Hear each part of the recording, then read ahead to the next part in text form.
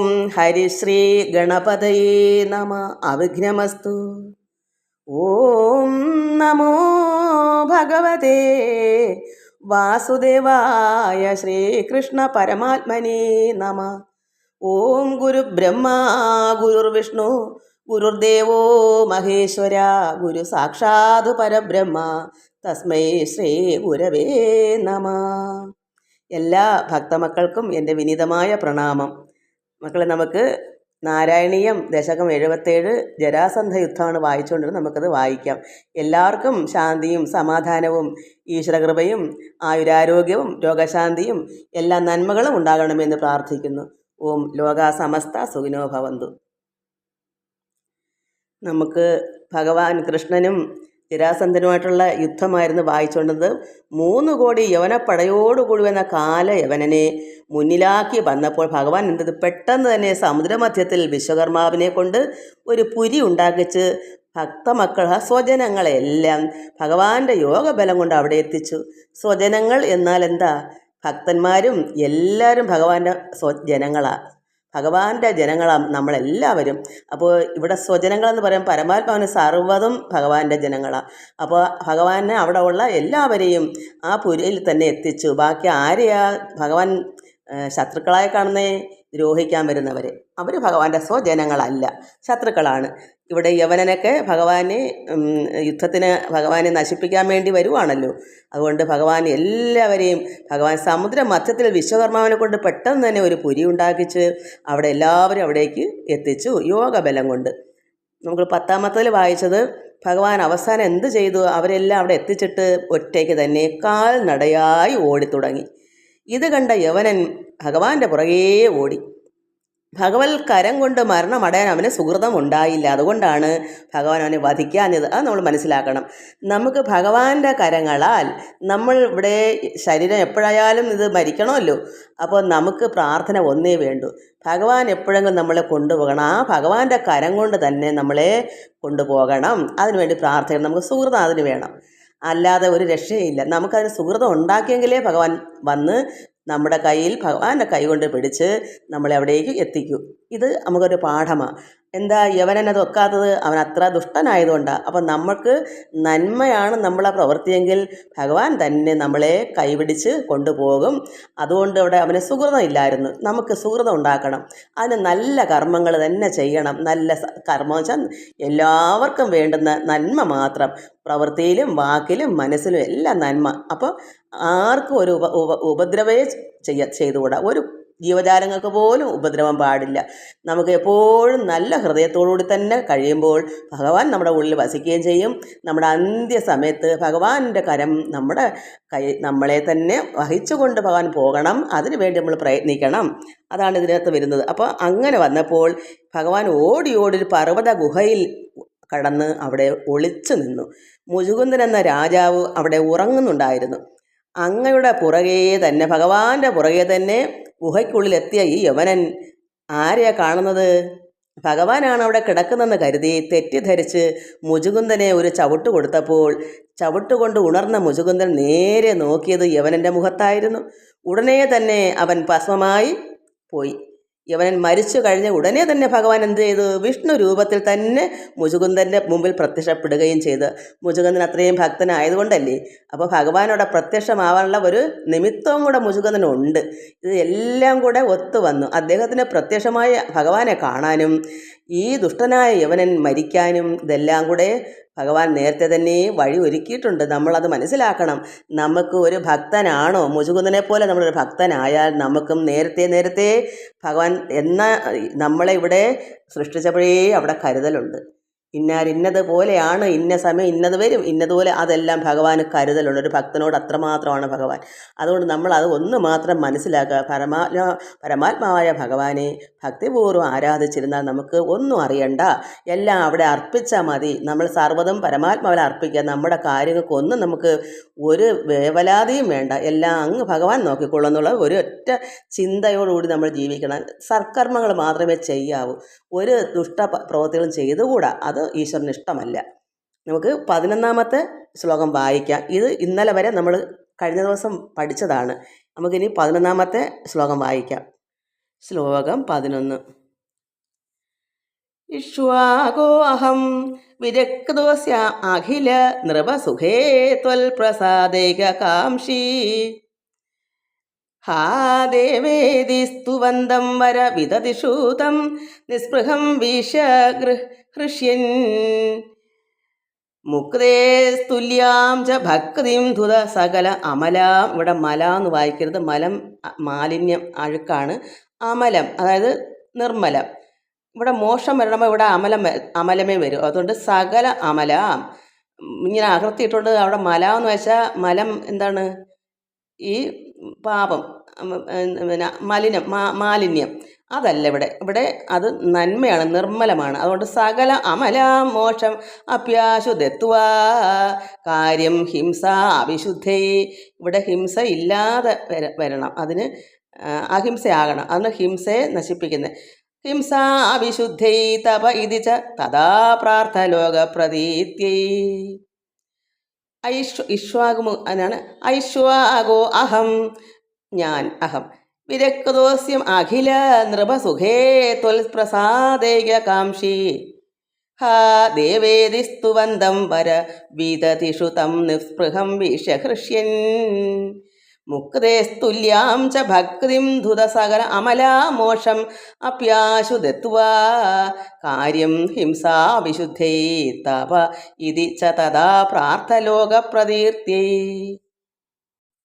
അങ്ങനെ ഭഗവാൻ മുചുകുന്ദനോടെ പുറകെ കിടന്ന് മുചുകുന്ദനെ യവനൻ ചവിട്ട് കൊടുത്തപ്പോൾ ഭഗവാനാണെന്ന് കരുതി ഓടിച്ചെന്ന് ക്ഷീണിച്ച് ചെന്ന് കിടന്ന് ഉറങ്ങുവാണെന്ന് കരുതിയിട്ട് പെട്ടെന്ന് അവനൊരു ചവിട്ട് കൊടുത്തപ്പോൾ മുചുകുന്ദൻ ഉണർന്ന് നോക്കിയപ്പോൾ ഈ യവനൻ്റെ മുഖത്തിനെ നോക്കി ഉടനെ തന്നെ അവൻ ഭസ്മമായി പോയി. അപ്പോൾ ഭഗവാൻ പെട്ടെന്ന് അവിടെ പ്രത്യക്ഷപ്പെട്ടു. വിഷ്ണു രൂപത്തിൽ തന്നെ ഭഗവാന്റെ യഥാർത്ഥ 4 കൈകളോടുകൂടിയ ഭഗവാൻ മഹാവിഷ്ണുവിനെ തന്നെ മുചുകുന്ദന് പ്രത്യക്ഷപ്പെടുത്തി കൊടുത്തു. അതുകൊണ്ട് ഹേ ദേവാ, അപ്പം പറയുന്നു ഭഗവാൻ പ്രത്യക്ഷമായിട്ട് നിന്നപ്പോൾ നമ്മളെന്താവും അന്നേരം ഇങ്ങനെ ഹേ ദേവാന്ന് അദ്ദേഹം ഇങ്ങനെയൊന്നുമല്ല, അത്ര ആനന്ദത്തോടെയാണ്. കാരണം ഭഗവാനവിടെ മുമ്പിൽ നിൽക്കുന്നത്.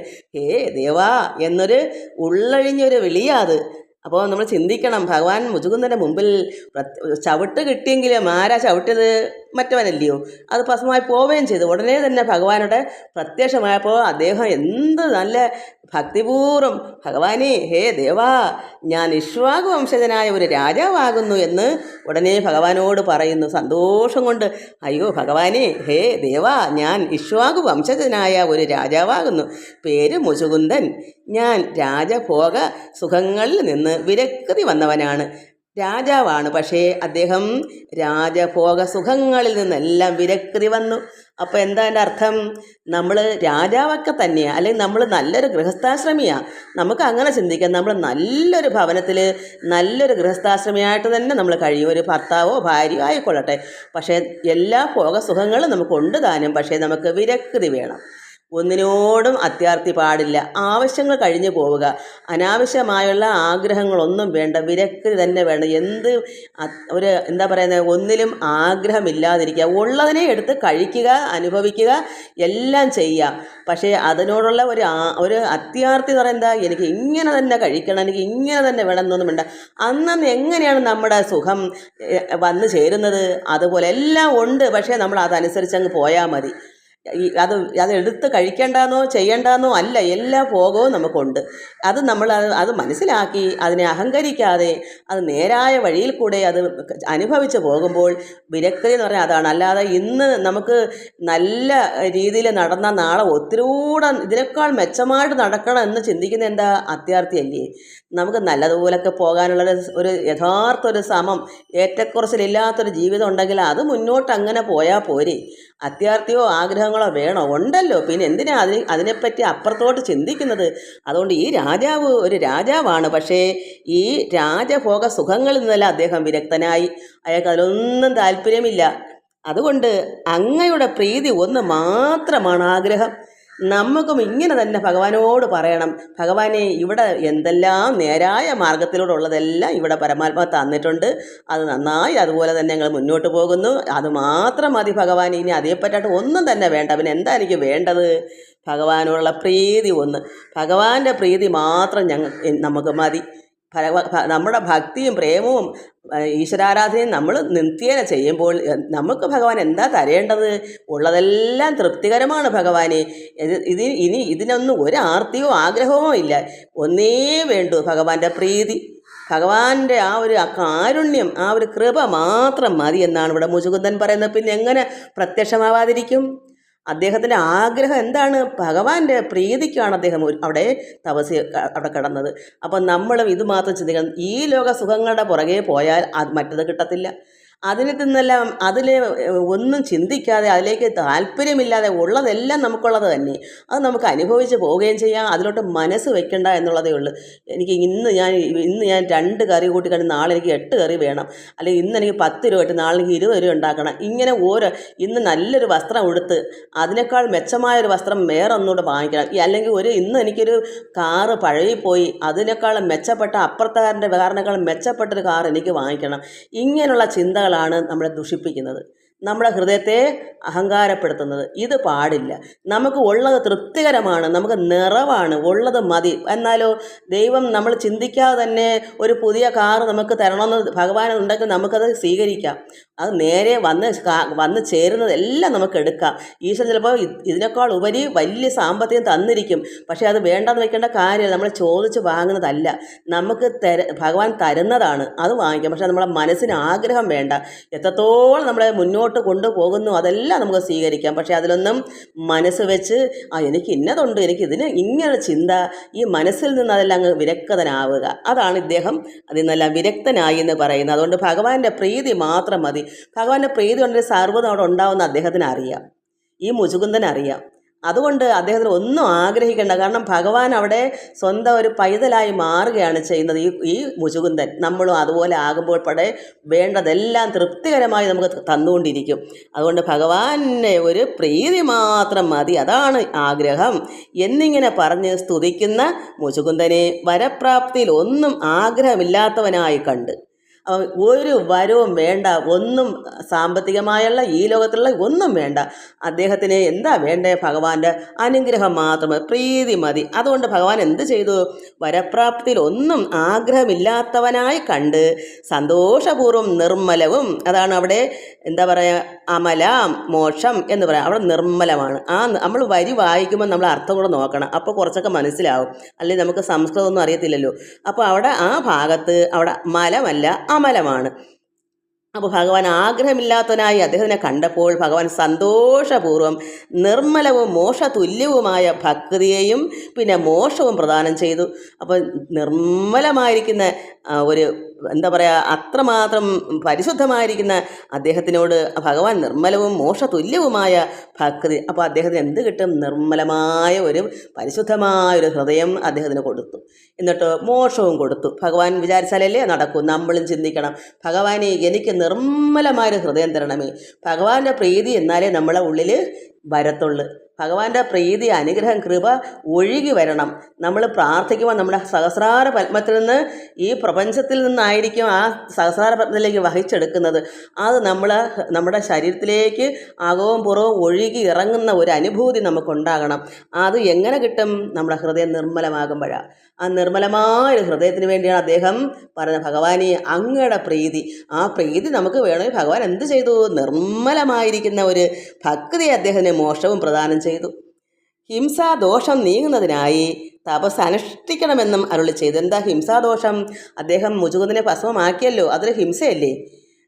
നമുക്കൊരു ഭക്തന് ഭഗവാൻ പരമാത്മാവിന് കാരണം ലോകപിതാവിന് ഇവിടെ രക്ഷയും ശിക്ഷയും ഉണ്ട്.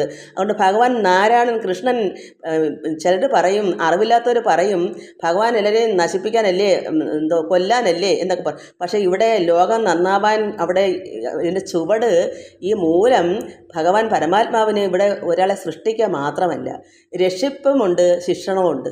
ശിക്ഷിക്കാതെ ഒന്നും ഇരിക്കില്ല. അപ്പോൾ തെറ്റ് ചെയ്തവനെ ശിക്ഷിക്കുക തന്നെ വേണം. അതുകൊണ്ട് ഈശ്വരൻ ഇതെല്ലാം കഴിയും, പക്ഷെ നമുക്കതൊന്നും പാടില്ല, ഒരു ഭക്തനത് പാടില്ല. അതുകൊണ്ട് ഭഗവാൻ പറഞ്ഞു, ഹിംസാദോഷം നീങ്ങുന്നതിനായി തപസ് അനുഷ്ഠിക്കണമെന്ന്. ഇവിടെ ഭഗവാൻ കൃഷ്ണൻ എന്ത് കർമ്മം ചെയ്താലും അതൊന്നും ഭഗവാൻ കർമ്മം ചെയ്യുന്ന ആളല്ല. ഇവിടെ അവതരിച്ചതുകൊണ്ട് മറ്റ് ഭക്തന്മാർക്ക് വേണ്ടിയാണ് ഭഗവാൻ ഇവിടെ കർമ്മം ചെയ്യുന്നത്. അത് പരമാത്മാവിന് ഏറ്റക്കുറച്ചിലില്ല, സമമാണ്. അവിടെ തെറ്റോ ശരിയോ എന്നുള്ള ചിന്തിക്കേണ്ട കാര്യം അവിടെ ഇല്ല. പരമാത്മാവിന്. തെറ്റും ശരിയും അവിടുന്ന് തന്നെ വന്നേക്കുന്നത്. അതുകൊണ്ട് ശിക്ഷയും രക്ഷണവും അവിടുന്ന് തന്നെയാണ്. ആര് തെറ്റ് ചെയ്യുന്ന അവിടെ ശിക്ഷയും നല്ല നന്മ ചെയ്താൽ അവിടെ രക്ഷയും കൊടുക്കണം എന്നുള്ളതാണ് നിയമം. ലോക നിയമം അതാണ്. ഇവിടെ ലോകം അംഗീകരിക്കുന്നത്. ലോകത്ത് നടക്കുന്നതും അങ്ങനെയാണ്. പക്ഷെ നമുക്ക് ഇവിടെ ജനിച്ച നമുക്കൊന്നും അത് പാടില്ലല്ലോ. ഒരു ജീവജാലങ്ങളെ പോലും ഉപദ്രവിച്ചുകൂടല്ലോ. അതുകൊണ്ട് ഭഗവാൻ പറഞ്ഞു തപസ് അനുഷ്ഠിക്കണമെന്ന്. അതാണ് ഇവിടെ ഈ ഒരു ശ്ലോകത്തിൽ നമ്മൾ മനസ്സിലാക്കേണ്ടത്. അപ്പോൾ നമുക്ക് എന്താ നമ്മൾ ചിന്തിക്കേണ്ടത്? നമ്മളും മനസ്സുകൊണ്ടോ വാക്കുകൊണ്ടോ പ്രവൃത്തി കൊണ്ടോ ഹിംസിച്ചാൽ അതാണ് അഹിംസാ പരമോധർമ്മ എന്നുള്ള നമ്മളത് പഠിക്കുന്നത്. അങ്ങനെ വന്നു പോയാൽ നമ്മൾ തപസ് അനുഷ്ഠിക്കണം. എങ്ങനെയാണ്? ദിവസേന നമ്മൾ പ്രാർത്ഥിക്കുമ്പോഴെല്ലാം ആ കാര്യം പറയണം. ഭഗവാനെ ചെയ്തു പോയ തെറ്റുകളെല്ലാം ക്ഷമിക്കണമേ എന്നുള്ള പ്രാർത്ഥന എപ്പോഴും നമ്മൾ പ്രാർത്ഥിക്കുമ്പോൾ കരചരണകൃതം വാ കായചം കർമ്മചം വാ ശ്രവണ നയനചം വാ മാനസം വാ അപരാധം വിഹിതം അവഹിതം വാ സർവമേ തൽ ക്ഷമസ്വ. ജയ ജയ കരുണാബ്ധേ ശ്രീ മഹാദേവശാംഭു.